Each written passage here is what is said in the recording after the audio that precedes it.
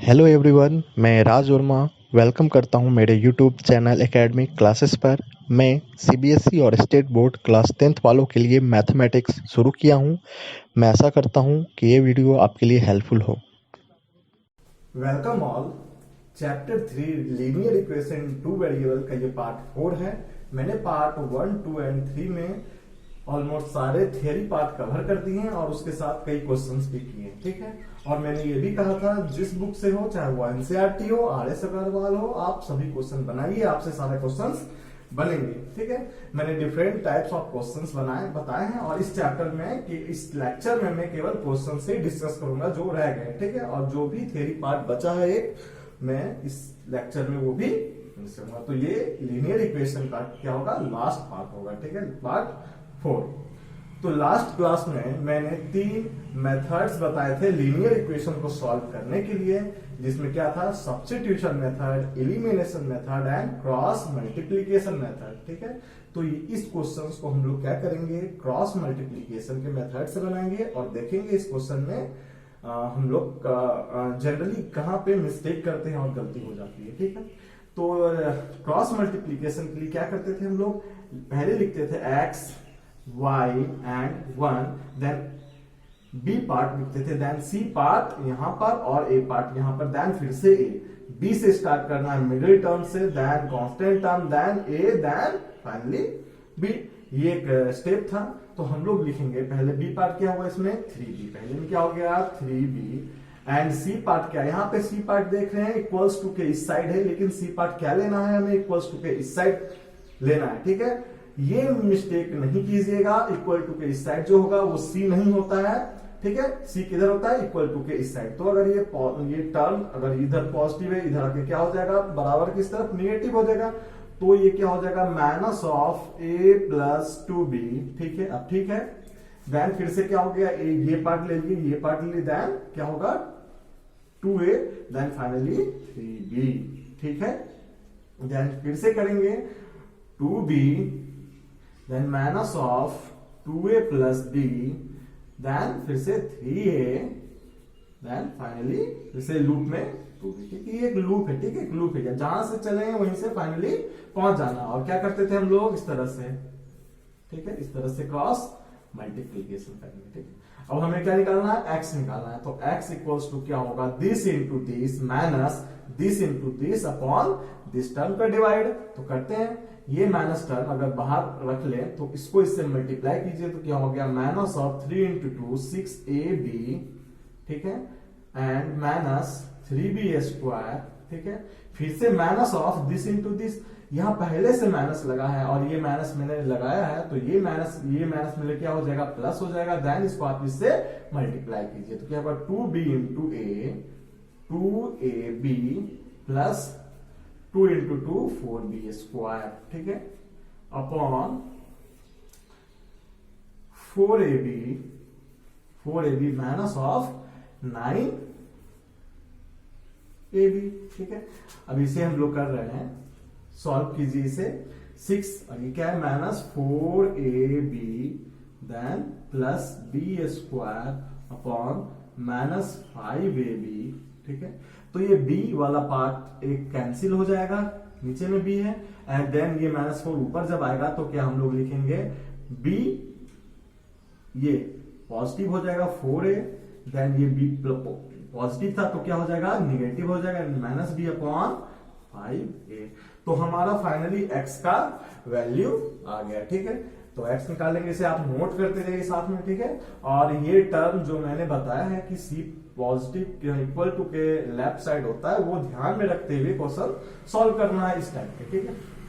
Then हमें क्या निकालना है, y निकालना है। तो y निकालिए, y के लिए क्या करेंगे, y के लिए इस वाले टर्म में आते हैं, तो this into this minus this into this, तो इससे मल्टीप्लाई कीजिए तो minus 3a square, then minus 6ab, then minus ये माइनस और ये माइनस क्या हो जाएगा, प्लस हो जाएगा। आप इसको इससे मल्टीप्लाई कर सकते हैं, 4a square plus 2ab upon, अब इसको सॉल्व करने में क्या आया था, एक्स वाले टर्म में -5ab आया था, तो यहां भी वही आएगा, पहले भी बताया हूं कि ये नीचे वाला टर्म चेंज नहीं होता है, एक्स में बस ऊपर वाला टर्म न्यूमरेटर चेंज होगा, डिनोमिनेटर चेंज नहीं होता है, ठीक है। तो देन इसको आप इससे सॉल्व कीजिए, इसे -6ab और +2ab, तो -4ab then plus a² upon -5ab, तो a वाला टर्म कैंसिल हो जाएगा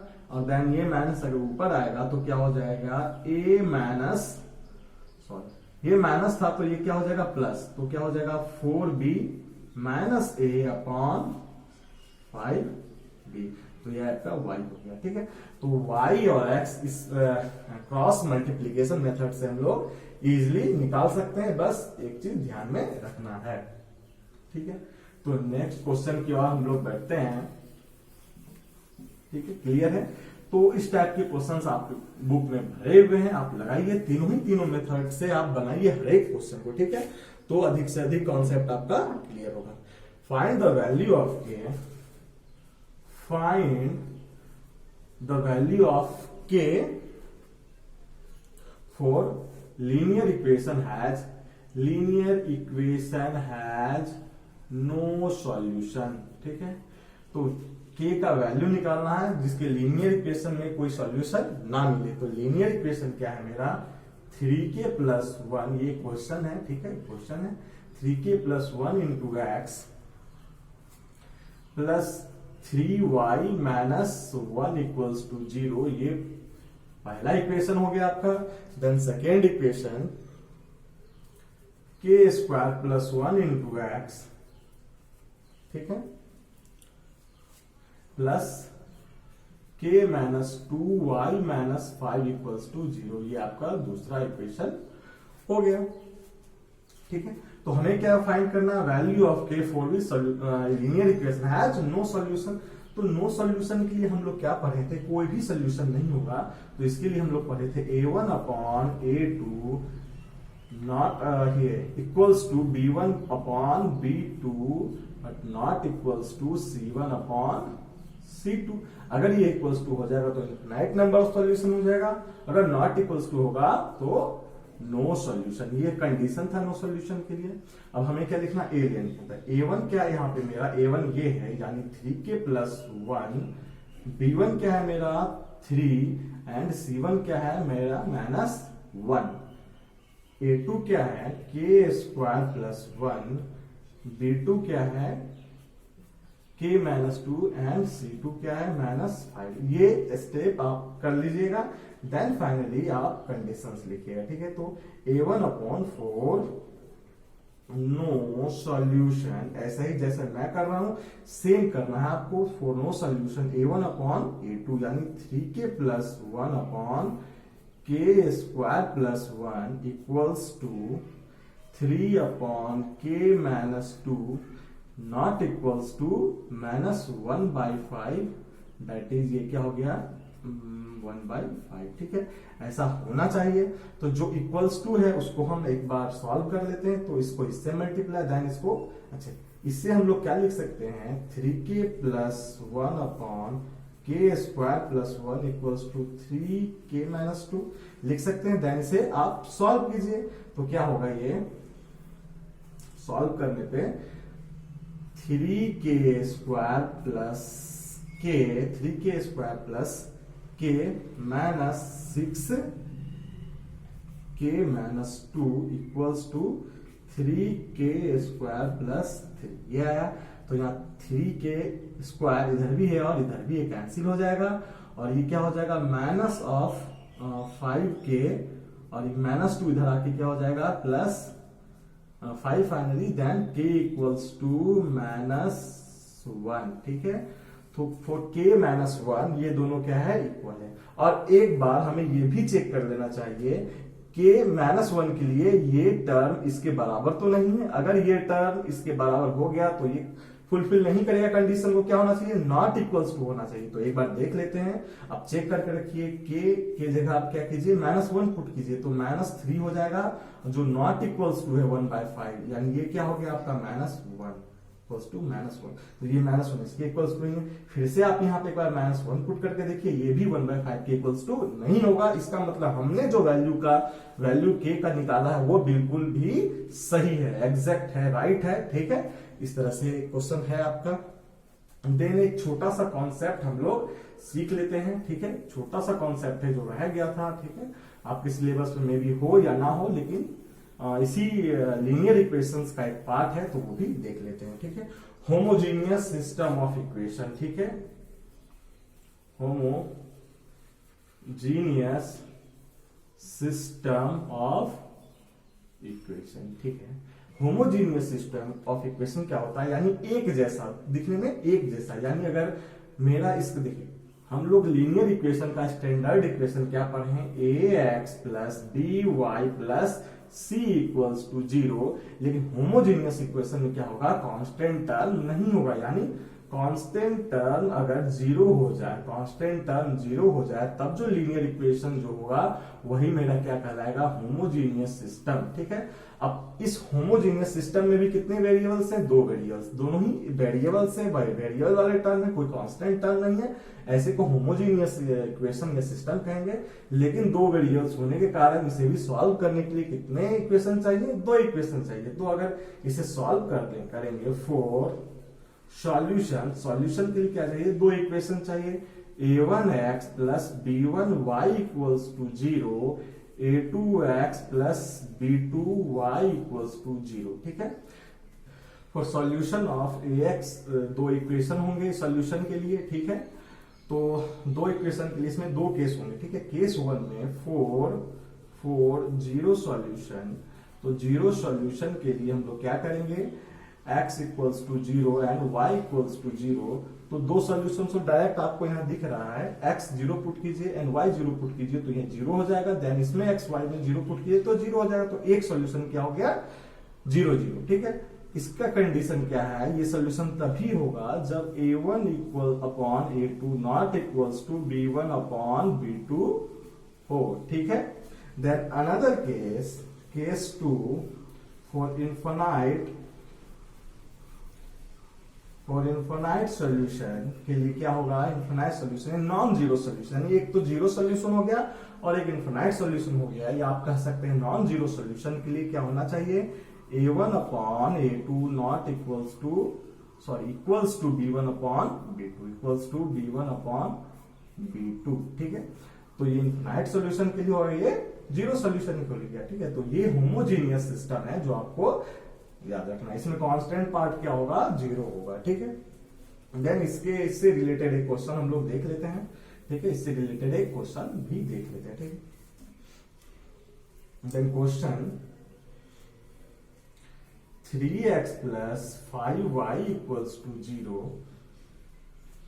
then kx plus 10y equals to 0, ठीक है। ये इक्वेशन 1 है, ये इक्वेशन 2 है। फॉर नॉन जीरो सॉल्यूशन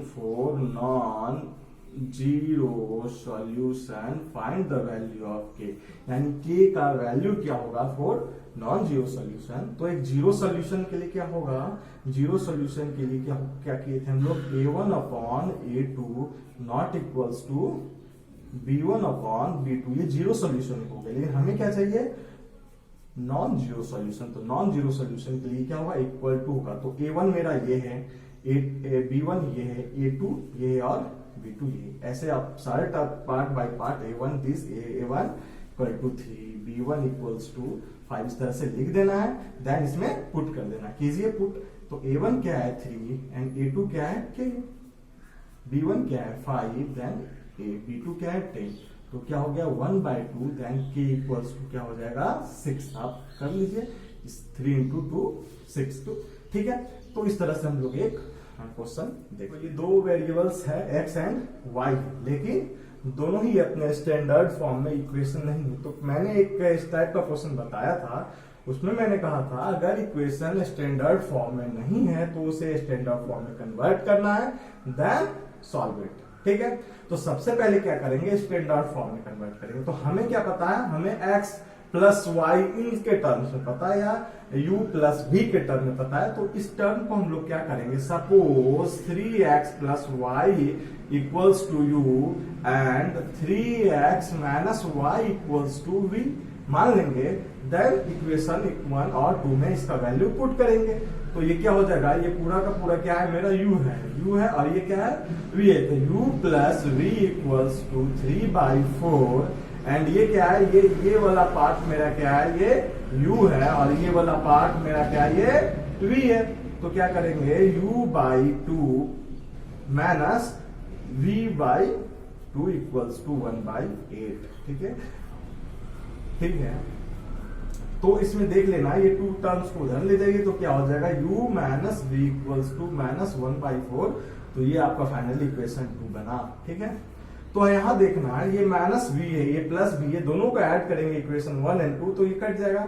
तो इलिमिनेशन मेथड यहाँ पे हम यूज कर रहे हैं। ठीक है, तो क्वेश्चन जब आप सॉल्व कीजिएगा तो सॉल्व करते करते या प्रैक्टिस करते करते आपको पता चल जाएगा कि 3 मेथड जो है सब elimination, substitution and cross multiplication में कौन सा मेथड इजी होगा किसी क्वेश्चन को सॉल्व करने के लिए, ये प्रैक्टिस से आएगा। ठीक है, तो एडिंग इक्वेशन 1 एंड 2 आपको लिखना है वर्ड्स में, एडिंग इक्वेशन 1 एंड 2। तो इन दोनों को ऐड करने पे ये माइनस v है, ये प्लस v है, दोनों कैंसिल हो जाएगा और ये u एंड u क्या हो जाएगा, 2u इक्वल्स टू ये दोनों भी ऐड हो जाएगा। तो 3/4 माइनस 1/4 तो क्या हो जाएगा, 1/2 that is u equals to 1/4। ठीक है, u क्या आ गया, 1/4 आ गया। ठीक है, तो फ्रॉम इक्वेशन 1 या 2 से आप फिर v का वैल्यू निकालिए। तो v इक्वल्स टू क्या हो जाएगा, from equation 2।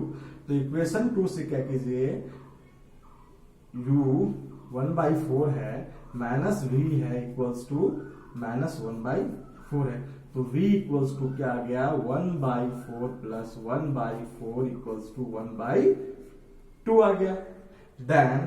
Then u equals to क्या है, 1/3x प्लस y। ठीक है, ये इक्वल्स टू क्या है, 1/4। u का वैल्यू क्या है, 1/4। तो इससे क्या हो जाएगा, 3x plus y equals to 4 आ गया, इक्वेशन 3 मान लेना है। देन u को सॉल्व करना, v को सॉल्व करना है। तो v इक्वल्स टू क्या माने थे हम लोग, कहां गया ये, 1/3x माइनस y, ये क्या है, हाफ है। ठीक है, तो ये इसकी इक्वल होगा, तो क्या हो गया, 3x minus y equals to 2, ये इक्वेशन क्या आ गया, 4। तो अब इक्वेशन हमें फाइनली किसका वैल्यू निकालना है, हमें x एंड y का वैल्यू निकालना है। तो दो इक्वेशन क्या मिल गए, 3x plus y equals to 4 and second equation 3x minus y equals to 2, ये इक्वेशन 3 हो गया, ये इक्वेशन 4 हो गया। ठीक है, ऐड कीजिए तो क्या हो जाएगा, 6x equals to 6, then x equals to 1। ठीक है, इस 1 का वैल्यू आप इक्वेशन 3 में पुट कीजिए। 3 में जब पुट कीजिएगा क्या होगा, 3 प्लस y इक्वल्स टू 4 यानी y इक्वल्स टू 1। ठीक है, तो x का भी 1 आया और y का भी 1 आया है। ठीक है, तो इसका मतलब ये हुआ, तो पहले इन्हें सॉल्व करना है u(x). अगर ये स्टैंडर्ड फॉर्म में नहीं है तो कोशिश कीजिए किस वैल्यू को एज्यूम करने से ये स्टैंडर्ड वैल्यू आ जाएगा। मैंने इसे u और इसे v एज्यूम किया, तो मेरा आ गया u प्लस v 3/4 और u/2 minus v/2 equals to minus 1/8। तो एक स्टैंडर्ड फॉर्म में है जो हम लोग पढ़े, ax plus by plus c equals to 0। Then उसे सॉल्व करने के बाद फिर से मुझे दो इक्वेशन, दो लीनियर इक्वेशन मिल रहे, देन इसे भी सॉल्व करने के बाद मेरा x एंड y का वैल्यू फाइंड आउट हो गया। तो डबल स्टेप्स हो सकता है, एक दो इक्वेशन पहले से फिर से दो इक्वेशन मिल रहे हैं आपको, तो इस फॉर्म में आ सकता है। अगर 3 या 4 मार्क्स के क्वेश्चन हो तो आएंगे जरूर। ठीक है, एक और क्वेश्चन हम लोग देख ले रहे हैं। ठीक है, तो इस क्वेश्चन में क्या करना है आपको, ये लीनियर इक्वेशन का ही क्वेश्चन है, तो इसका मतलब दो इक्वेशंस बनेंगे, दो वेरिएबल होंगे जरूर और इसे हमें फाइंड करना है। ठीक है, तो पहले question, a man can row downstream. Downstream का मतलब क्या होता है, जिस तरफ वाटर फ्लो कर रहा है और हम भी सेम डायरेक्शन फ्लो कर रहे हैं उसे डाउन स्ट्रीम कहेंगे। अप स्ट्रीम में क्या होगा, अगर जिस डायरेक्शन में अगर रिवर या वाटर फ्लो कर रहा है उसके अपोजिट डायरेक्शन में अगर हम फ्लो करते हैं तो वो क्या हो जाएगा, अप स्ट्रीम हो जाएगा। ठीक है, क्लियर है। A man can row downstream 20 kilometre in hour, 20 kilometre 2 घंटे में पूरा करता है। एंड अप स्ट्रीम यानी अपोजिट डायरेक्शन में 4 किलोमीटर ये 2 घंटे में पूरा करता है। तो आपको वैसे भी डेटा से पता चल रहा है ये अपोजिट डायरेक्शन होगा, इतनी ही टाइम में ये 4 किलोमीटर है और इतनी ही टाइम में ये 20 किलोमीटर है। ठीक है, and find his speed of rowing in still water. तो स्टिल वाटर यानी स्टिल वाटर रुके हुए पानी में उस मैन का क्या स्पीड है और स्पीड ऑफ करंट भी फाइंड करना है। तो जो दोनों फाइंड करना है तो उसे हम वेरिएबल मान के उसका एज्यूम कर लेंगे। तो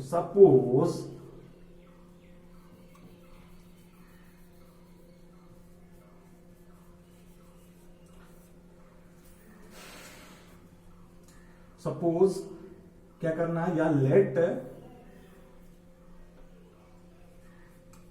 speed of man in still water. ठीक है, क्या मानना है, x kilometre per hour, speed of man in still water x kilometre per hour, and speed of river और speed of current equals to y kilometre per hour. ठीक है, ये x kilometre per our हो गया, ये y kilometre per our हो गया।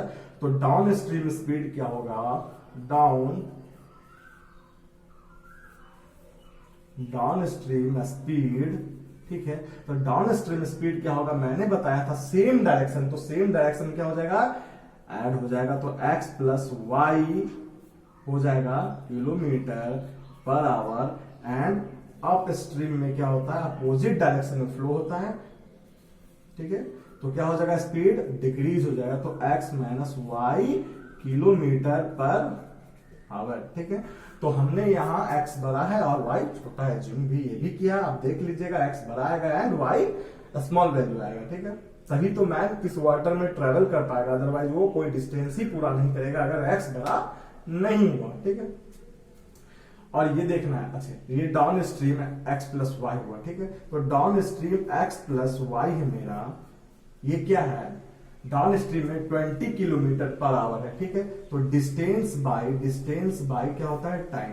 ये speed equals to x plus y, एक स्पीड है, स्पीड डिस्टेंस बाय टाइम होता है। तो x डाउन स्ट्रीम में कितना है डिस्टेंस ट्रेवल कर रहा है, 20 किलोमीटर इन 2 आवर। तो क्या हो गया, ये 10 किलोमीटर पर आवर हो गया। और x माइनस वाई यानी अप स्ट्रीम में क्या हो गया, डिस्टेंस कितना हो गया, 4 किलोमीटर इन 2 आवर। तो 4 kilometre in 2 hour equals to 2 kilometre per hour, यानी ये अप स्ट्रीम में ये क्या हो गया मेरा स्पीड। ठीक है, तो हम लोग क्या कर रहे हैं, फिर से हम लोग देख ले रहे हैं। ठीक है, दो इक्वेशन मिला हमें, x plus y equals to क्या है 10 है, and x minus y equals to क्या है 2 है। दोनों इक्वेशन को मान लीजिए 1 एंड 2 इक्वेशन, और इसे क्या करेंगे, ऐड करने पे क्या होता है 2x इक्वल्स टू 12, यानी x equal to 6 kilometre per hour. ठीक है, तो man speed of man in still water आ गया है। देन फ्रॉम इक्वेशन 1 या 2 किसी में x का वैल्यू रखिए, तो क्या हो जाएगा, 1 में क्या है 6 प्लस वाई इक्वल्स टू 10 है, तो y इक्वल्स टू क्या हो जाएगा 4 किलोमीटर पर आवर। तो ठीक है, ये आ गया 4, यानी y हम लोग क्या माने थे, स्पीड ऑफ करेंट, और x को माने थे speed of man in still water, दोनों ही फाइंड कर लेंगे। तो इस तरह के इक्वेशन में अगर 2 टर्म निकालने बोला जा रहा है तो 2 वेरिएबल्स होंगे, 2 वेरिएबल्स को सॉल्व करने के लिए 2 इक्वेशन चाहिए, और इसे पढ़ के हमने 2 इक्वेशन बनाया। और आपको डाउन स्ट्रीम क्या होता है, अप स्ट्रीम सभी कॉन्सेप्ट पता होना चाहिए, वो आपको मैंने बता दिया है। तो इस टॉपिक से रिलेटेड या इस तरह के क्वेश्चन अगर आएंगे तो आप ट्राई कीजिएगा बनाने के लिए, ये इस तरह के क्वेश्चंस आपके बुक में जरूर होंगे। तो ये लास्ट क्वेश्चन है, तो इस क्वेश्चन को सॉल्व करते हैं।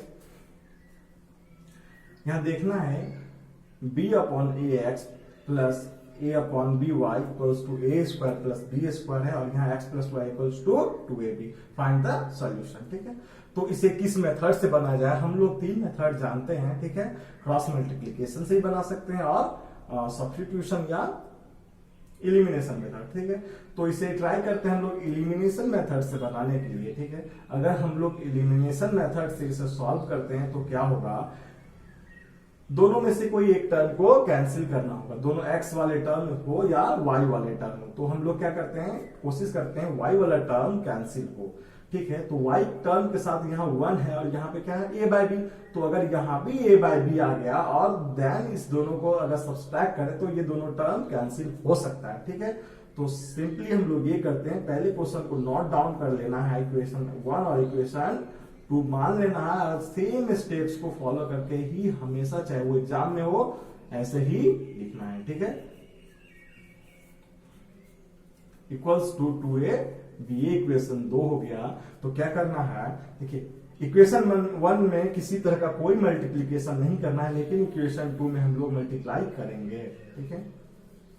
Multiplied by 1 in equation 1 and by a by b in equation 2, ठीक है। इक्वेशन 1 में किसके साथ मल्टीप्लाई करना है, 1 के साथ करना है, जो कि कोई इस पे फर्क ना पड़े, ठीक है। एंड देन इक्वेशन 2 में क्या करना है, इक्वेशन 2 में हमें इक्वेशन 1 है, इक्वेशन 1 में से मल्टीप्लाई करना है, इसलिए मैंने यहां लिखा, पहले भी बताया ये सब स्टेप्स। और इक्वेशन 2 में कैसे मल्टीप्लाई करना है, a बाई बी, तो यहां इसे लिखना होगा, ठीक है। तो ये क्या हो जाएगा, finally a b by a x plus a by b y equals to a square plus b square. Then ये क्या हो जाएगा, a by b x plus a by b y equals to, then a by b, तो b and b cancel हो जाएगा, तो क्या हो जाएगा 2a स्क्वायर। तो ये इक्वेशन 3 हो गया मेरा, ये इक्वेशन 4 हो गया मेरा, ठीक है। इस इक्वेशन देखना है, ये दोनों सेम, देन इसको क्या करना है, सब्ट्रैक्ट करना है, ठीक है। देन इक्वेशन 1 एंड इक्वेशन 2 को क्या करना है, सब्ट्रैक्ट करना है। तो ये माइनस हो जाएगा, ये माइनस हो जाएगा और ये भी माइनस हो जाएगा। तो ये दोनों सेम टर्म है विथ नेगेटिव साइन, तो क्या हो जाएगा, same term, one is positive other is negative, तो ये दोनों सब्सट्रैक्ट करने पे कैंसिल हो गया। लेकिन अदर टर्म जो है, ऊपर वाले टर्म, वो एग्जिस्ट करेंगे, वो कैंसिल नहीं होगा, ठीक है। तो यहां पे मेरा क्या आ जा रहा है, ठीक है, b upon a x, x दोनों में है तो कॉमन ले लेंगे, माइनस a अपॉन b, ये x हो गया, equals to this minus this, तो क्या हो जाएगा, b square plus a square या a square plus b square minus 2a square. तो ये क्या हो गया, b स्क्वायर, सॉल्व कीजिए इसे, यही होगा, ठीक है, ऐसे ही लिखेंगे इसे। Then equals to b square, ये क्या हो जाएगा, माइनस a स्क्वायर, ठीक है। तो ये b स्क्वायर a स्क्वायर क्या हो जाएगा, सिंपली कैंसिल आउट, तो इसलिए x इक्वल्स टू क्या हो गया, ये इधर से इधर चला जाएगा, तो x equals to a b, x equals to a b हो गया। देन इक्वेशन, ये इक्वेशन 2 था मेरा। देखो अगर x का वैल्यू इक्वेशन 1 में पुट कीजिएगा तो मे भी ये कॉम्प्लिकेटेड हो जाए, लेकिन x इक्वेशन 2 बहुत ही सिंपल है। तो फ्रॉम इक्वेशन 2, ये सब जो डिसीजन है, जो मैं इसे किस मेथड से सॉल्व करना है, या इक्वेशन 1 को लेना है या इक्वेशन 2 को लेना है, ये प्रैक्टिस से आएगा। आप अधिक से अधिक क्वेश्चन प्रैक्टिस कीजिए तो खुद ही पता चलेगा कि कौन सा स्टेप्स बेटर होगा लेने, जो मेरा कम से कम कैलकुलेशन में रिजल्ट आ जाए। तो फ्रॉम इक्वेशन 2, x का वैल्यू क्या है, a b plus y equals to 2ab equals to, इसलिए देखिए ये ए बी है, ये 2ab, तो y इक्वल्स टू क्या होगा, इधर जाके माइनस हो जाएगा, तो बचेगा ए बी। तो y का वैल्यू भी ए बी है एंड x का वैल्यू भी ए बी है, तो मेरा सॉल्यूशन यहाँ फाइंड आउट हो गया, ठीक है। तो इस तरह से इन सब क्वेश्चन को सॉल्व करना है। ऐसे ऐसे बहुत सारे क्वेश्चन में आपके एनसीईआरटी और RS अग्रवाल बुक में मिलेंगे, सॉल्व कीजिए, ठीक है। और कोई भी डाउट होता है, अगर किसी भी क्वेश्चन में फंसते हैं आप, तो आप पेज नंबर में क्वेश्चन नंबर भेज दें, या चैप्टर विद क्वेश्चन नंबर वो भी आप भेज सकते हैं, ठीक है। और मैं पहले ही बता चुका हूँ, इस चैनल में मेरा 10th के सभी विषयों की पढ़ाई होगी। वो साइंस हो, चाहे वो हिस्ट्री हो, ज्योग्राफी हो, धीरे धीरे मैं सारे विषयों का टीचर्स लाऊंगा जो आपको सारे सब्जेक्ट पढ़ाएंगे। Then 11th and 12th board की भी पढ़ाई होगी। तो मैं ये बोल रहा हूँ कि चाहे वो स्कूलिंग का हो या हाई स्कूलिंग का स्टूडेंट हो, इस चैनल को लाइक एंड सब्सक्राइब करें और अपने फ्रेंड तक पहुंचाएं जो इन चीजों का प्रिपरेशन कर रहा हो। ठीक है, तो आज के लिए इतना ही। Thank you. अगर ये लेक्चर आपको यूजफुल लगे तो लाइक और शेयर जरूर करें।